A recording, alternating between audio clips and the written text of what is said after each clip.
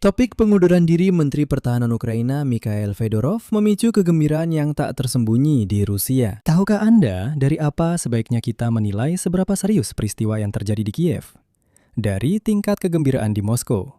Dan hari ini, kegembiraan di sana benar-benar luar biasa. Sementara warga Ukraina turun ke jalan untuk membela Menteri Pertahanan yang diberhentikan, propaganda Rusia justru merayakan pesta besar-besaran. Propaganda Rusia sudah berteriak-teriak bahwa seolah-olah sedang dipersiapkan pemberontakan terhadap Zelensky di Ukraina. Ahli politik Kremlin Markov menyatakan bahwa pernyataan Fedorov adalah tanda pertama dari pemberontakan semacam itu terhadap Presiden Ukraina. Sementara itu, saluran Z menikmati setiap video dari aksi protes, sambil berkata bahwa di jalanan Kiev situasinya kembali seperti Maidan. Dan krisis seputar Fedorov itu nyata, itu serius, dan kita akan membahasnya secara jujur. Tapi secara bersamaan ada yang kedua. Cerita kedua adalah bagaimana musuh memanfaatkan perpecahan internal Ukraina, memperbesarnya dan mencoba mengubah konflik soal pergantian pejabat ini menjadi, seperti yang mereka katakan, kehancuran rezim Kiev. Dan tugas penonton adalah tetap belajar membedakan yang satu dari yang lain. Karena hal terburuk yang bisa kita lakukan sekarang adalah menari mengikuti irama propaganda Rusia. Namun, mengabaikan masalah internal juga tidak seharusnya dilakukan. Nama saya Alexei Peci. Mari kita bahas topik ini. Tapi sebelum kita mulai, saya mohon silahkan berlangganan saluran ini. Kita sedang menuju angka 300.000 pelanggan. Jadi, saya akan sangat berterima kasih jika Anda sendiri berlangganan. Semoga kalian menyenangkan. Terima kasih.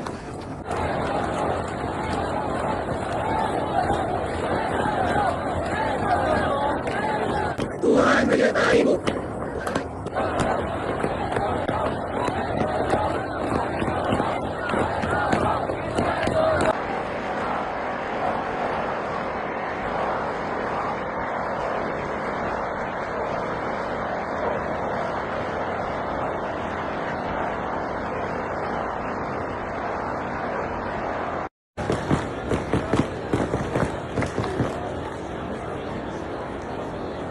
Subtitle oleh Dimatorso. Subtitle dibuat oleh Biskupa. Maaf.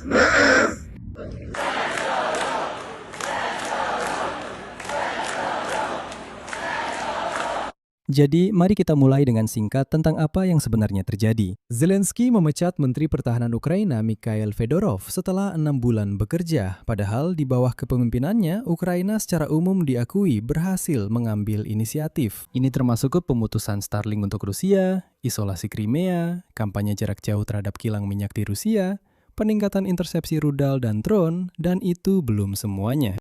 Secara formal, semua ini dilakukan melalui pengunduran diri seluruh kabinet menteri, Perdana Menteri Sviridenko mundur, dan bersamanya secara otomatis seluruh pemerintahan juga mundur. Dan dalam susunan baru, Fedorov tidak dimasukkan. Sebagai penggantinya, kemungkinan besar adalah Kepala Kementerian Dalam Negeri Igor Klimenko. Tetapi karena Verkhovna Rada sedang reses dan belum memberikan suara untuk pengangkatannya, untuk sementara Menteri Pertahanan akan dijabat oleh Yevgeny Khmara. 6 bulan terakhir, dia juga menjabat sebagai pelaksana tugas Kepala Dinas Keamanan Ukraina menggantikan Malyuk. Dan sepertinya memang itulah yang diharapkan. Maksudnya, biarkan masyarakat sedikit tenang, 1 bulan berlalu, lalu setelah itu bisa saja menunjuk Menteri Pertahanan yang baru. Tentang Malyuk, ya sekarang banyak orang yang ingat siapa dia. Sementara itu, Klimenko diangkat oleh Zelensky sebagai Sekretaris Dewan Keamanan dan Pertahanan Nasional menggantikan Umerov, agar selama sebulan ini sepertinya dia bisa menunjukkan dirinya dalam peran baru dan bisa menarik simpati warga Ukraina yang sedang protes. Sebagai Perdana Menteri baru, Verkhovna Rada telah menyetujui mantan Kepala Naftogaz Sergei Koretsky. Namun demikian, warga Ukraina turun ke jalan, dan inilah momen kunci yang harus segera dicatat. Karena saat ini sedang secara terang-terangan dipelintir oleh propaganda Rusia, dan di sini penting untuk tidak ikut mengamini propaganda tersebut.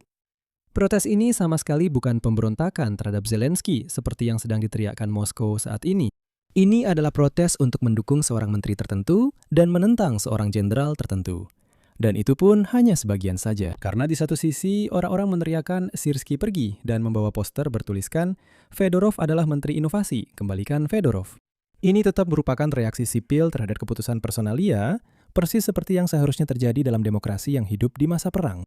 Jika rakyat tidak setuju, mereka berhak untuk menyatakan ketidaksetujuan itu secara terbuka. Fedorov sendiri omong-omong mengungkapkan hal ini dengan paling tepat. Kutipan, rakyat turun ke jalan bukan untuk Fedorov, tapi untuk diri mereka sendiri. Sekarang tentang bagaimana semua ini disampaikan oleh Kremlin saat ini. Dan disinilah bagian yang paling memberikan pelajaran. Mesin Rusia bekerja berdasarkan 3 pedoman yang sudah teruji. Dan mari kita bahas satu persatu agar kalian bisa mengenalinya. Dan yang terpenting, jangan sampai terjebak oleh propaganda Rusia. Pedoman pertama adalah penggantian makna. Protes mendukung para menteri berubah menjadi protes bahkan pemberontakan terhadap presiden. Analis Kremlin Markov secara langsung menyebut kata-kata Fedorov sebagai pemberontakan terhadap Zelensky. Lalu muncul RIA Novosti dan mereka berteriak tentang persiapan pemberontakan rakyat terhadap presiden. Tapi ada perbedaan yang prinsipil di sini. Satu hal, jika warga negara tidak puas dengan keputusan personalia dan bangkit mendukung seorang menteri tertentu, artinya mendukung menteri tersebut. Hal lain jika menyebutnya seolah-olah negara bangkit melawan Zelensky.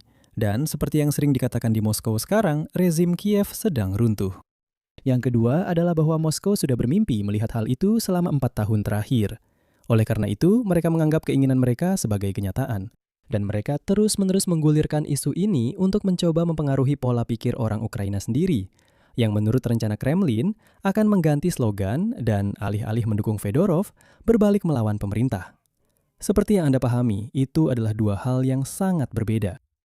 Metode kedua adalah upaya untuk menghidupkan kembali ciri khas Maidan. Di jalanan kembali tercium aroma Maidan. Kalimat ini diulang-ulang oleh media berita Rusia seperti mantra. Untuk apa? Karena bagi audiens Rusia, Maidan berarti kekacauan, kudeta, kehancuran, dan sebagainya. Dan ini memang ditujukan untuk audiens dalam negeri yang sedang menghadapi krisis bahan bakar di negaranya sendiri, tapi mereka perlu dialihkan perhatiannya dengan sesuatu. Memberi label Maidan pada setiap protes di Ukraina berarti menanamkan kepada warga sendiri dan audiens Barat bahwa, lihatlah, Ukraina itu tidak stabil. Ukraina akan runtuh, membantu mereka jadi tidak ada gunanya, dan rakyat Rusia sebaiknya bersabar sedikit lagi, karena katanya kehancuran Ukraina sudah sangat dekat. Lihat saja apa yang terjadi di sana. Ini bukan ditujukan untuk penonton Ukraina, ini memang ditujukan agar Barat kehilangan harapan, dan rakyat Rusia, sebaliknya, setidaknya untuk sementara waktu merasa bangkit. Seolah-olah ya kita punya masalah, tapi di Ukraina juga ada masalah. Metode ketiga adalah menyebarkan informasi melalui pejabat dan sumber Barat yang dihormati. Perhatikan, RIA Novosti juga tidak menulis atas nama mereka sendiri, seolah-olah suasana di Rada sedang suram. Tidak, mereka mengutip pernyataan ini dari Kepala Biro Financial Times di Kiev, Christopher Miller. Ini adalah teknik klasik, yaitu mengambil kutipan netral dari jurnalis Barat yang nyata dan memasukkannya ke dalam teks di bawah judul seperti yang mereka tulis. Tidak akan ada kemenangan, untuk memberikan propaganda kesan objektivitas. Miller menulis tentang suasana kerja di Verkhovna Rada. Secara keseluruhan, RIA Novosti membungkus kutipan yang sama ini ke dalam narasi tentang protes dan kehancuran yang tak terelakkan. Jadi pada dasarnya, mereka mengambil kutipan nyata, ini adalah kutipan nyata dari Christopher Miller tentang suasana suram di Rada. Tetapi mereka mengaitkannya dengan makna yang sama sekali berbeda. Kesimpulan dari semua metode ini, tidak ada satupun fakta yang benar-benar dibuat-buat secara langsung. Mereka mengambil protes nyata, kutipan nyata, konflik nyata, tetapi semuanya dirangkai sedemikian rupa agar pembaca sendiri menyimpulkan tentang kehancuran Ukraina. Ini persis gaya yang sama seperti yang kita bahas dalam topik tentang penguasa Graham.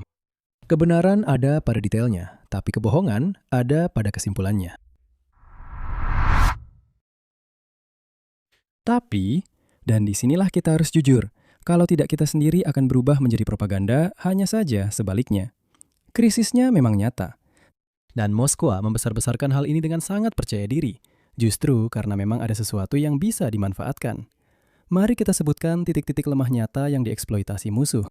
Yang pertama adalah pengakuan adanya perpecahan di tingkat tertinggi dalam sistem pertahanan. Fedorov secara terbuka menyatakan bahwa Panglima Alexander Syrskyi telah memberikan ultimatum kepada Presiden Zelensky atau tim menteri Fedorov. Dan Zelensky memilih Panglima Angkatan Bersenjata Ukraina. Bahkan dalam rapat tertutup fraksi Partai Pelayan Rakyat, menurut data dari Pravda Ukraina, Presiden mengakui bahwa seharusnya keduanya memang harus diganti. Dan ketika Menteri Pertahanan dan Panglima Negara yang sedang berperang secara terbuka seolah hidup di dua dunia yang berbeda, itu adalah masalah nyata. Dan bodoh jika pura-pura tidak ada masalah itu, seolah-olah semuanya baik-baik saja. Kedua adalah pengunduran diri sebagai bentuk protes. Wakil Komandan Angkatan Udara, Kolonel Yelizarov, mengundurkan diri dengan menulis bahwa pemecatan Fedorov, kutipannya, adalah kejahatan mutlak bagi kemampuan pertahanan negara, yang akan menyebabkan kematian baru akibat serangan Rusia.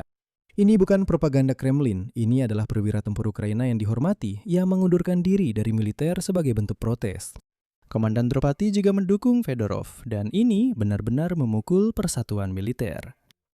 Hari ini juga beredar rumor bahwa terhadap para prajurit angkatan bersenjata Ukraina yang mendukung Fedorov telah dimulai tindakan represif. Kepala Dinas Medis Batalion ULF Serigala Da Vinci, Alina Mikhailova, menulis bahwa dia mendapat telepon dari Komando Pasukan Sistem Nirawak yang ingin mengetahui secara spesifik di mana dia bertugas. Dmitry Koziatinsky yang mengajak untuk bergabung dalam aksi protes mendukung Fedorov. Menariknya, dia sudah bukan lagi anggota militer Angkatan Bersenjata Ukraina, namun mereka tetap mencoba mencarinya. Menurut Mikhailova, bagi banyak tentara, mendukung aksi protes bisa berakibat kehilangan jabatan, pangkat, prospek karir, serta bisa berujung pada teguran atau pembicaraan pembinaan. Skandal ini juga tidak diabaikan oleh Komandan Pasukan Sistem Nirawak, Robert Madhyar Brody. Dia berjanji akan mencari tahu siapa sebenarnya yang mencoba mencari informasi tentang mantan personel militer tersebut. Berikut kutipannya. Berdasarkan informasi awal, sensasi ini dibesar-besarkan tanpa alasan, bukan akibat tekanan. Media, seperti yang menjadi tren, melebih-lebihkan apa yang mereka dengar. Di sini, kami bukan tipe pejuang yang akan menahan tekanan dan diam saja, meskipun ada berbagai macam orang. Jadi, perpecahan itu memang nyata. Pertanyaannya bukan apakah itu ada atau tidak, tapi siapa yang mengambil keuntungan darinya.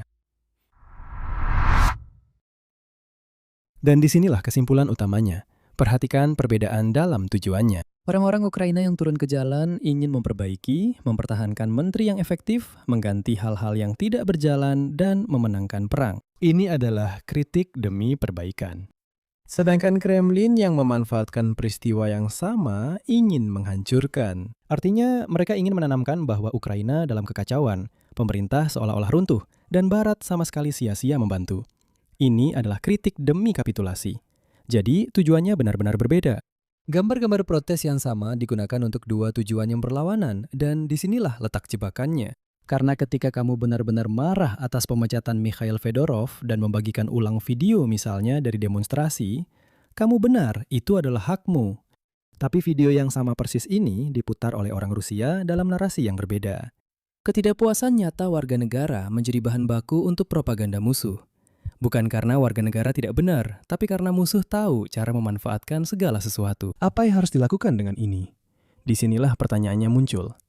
Pertama, jangan diam. Diam bukanlah solusi. Kritik terhadap pemerintah saat perang itu sah dan diperlukan. Menuntut pemerintah agar efektif itu perlu. Membela Mikhail Fedorov itu perlu. Namun, pada saat yang sama, kita harus benar-benar memahami bahwa ini bukan protes yang menentang. Ini protes yang mendukung. Semua narasi tentang pemberontakan, tentang tidak akan ada kemenangan lagi, dan sebagainya. Ini sebenarnya bukan revolusi. Ini bukan kata-kata kita. Ini adalah kata-kata dari Kremlin. Itulah yang mereka inginkan agar orang Ukraina katakan, tepat di protes-protes yang sama itu. Dan ada satu detail yang mencolok sebagai penutup. Saluran berita Rusia sangat menyukai topik seperti yang mereka katakan pergantian pimpinan di Kiev. Dan mereka sudah menyukai topik ini selama bertahun-tahun. Medvedchuk yang sama baru-baru ini muncul dan menyatakan, kutipannya, penggulingan pimpinan di Kiev akan mengarahkan Ukraina ke Rusia. Jadi, bagi Kremlin, pengunduran diri Fedorov adalah konfirmasi dari impian mereka sendiri yang terus mereka pegang saat perang skala penuh ini memasuki tahun kelima. Dan setiap kali kita menyebut perselisihan internal sebagai pemberontakan, maksudnya dengan bahasa mereka, kita memberikan mereka kemenangan kecil yang tidak bisa mereka raih di medan perang. Kesimpulannya, ya, di Ukraina memang ada krisis tertentu, krisis yang nyata, menyakitkan, dengan pengunduran diri dan protes. Ya, ada pertanyaan untuk pemerintah tentang pemecatan Fedorov, tentang susunan kabinet baru, para menteri, dan tentang peran Syrskyi dalam seluruh cerita ini. Mengajukan pertanyaan-pertanyaan ini adalah hak kita, bahkan kewajiban kita. Namun selama kita melakukannya demi kemenangan, kita tetap kuat. Namun, pada saat kita mulai mengulangi pernyataan bahwa kemenangan tidak akan tercapai hanya karena ada krisis, disitulah kita mulai bermain di lapangan orang lain. Kremlin kalah di garis depan, kilang minyak terbakar, armada Rusia tenggelam, Crimea terisolasi, dan satu-satunya harapan Kremlin adalah agar orang Ukraina meyakinkan diri mereka sendiri bahwa mereka kalah. Tapi, seperti kata pepatah, mereka salah pilih lawan. Jadi, di sini saya beri 3 titik. Tuliskan pendapat dan kesimpulan Anda di kolom komentar di bawah episode ini. Jangan lupa subscribe channel ini, tekan lonceng, dan beri like. Itu saja, jaga diri Anda. Sampai jumpa semuanya.